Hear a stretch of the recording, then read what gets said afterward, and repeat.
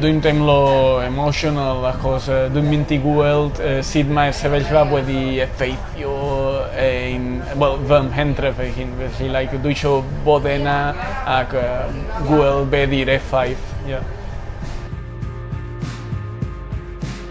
Efallai bydd y canlyniad yn gadarnhaol, yn positif, a annibyniaeth Catalunya, ond bydd y Llywodraeth Catalan neu y Llywodraeth Esboneg yn mynd i wneud dim byd ar gyfer yr gwlad newydd i gael ei creu.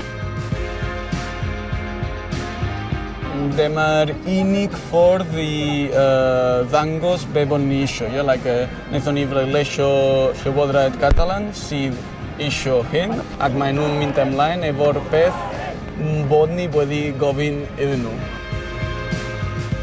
Dwi'n teimlo emotional iawn ac falch iawn mod i yma i byw moment hanesyddol fel hyn.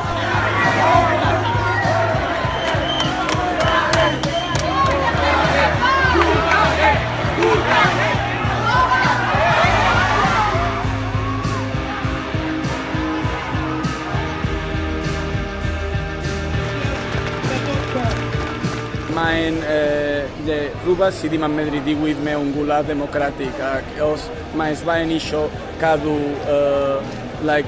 statws democràtic yn yr Undeb Ewrop, dwi'n meddwl rhaid iddyn nhw bihafio mewn ffordd wahanol.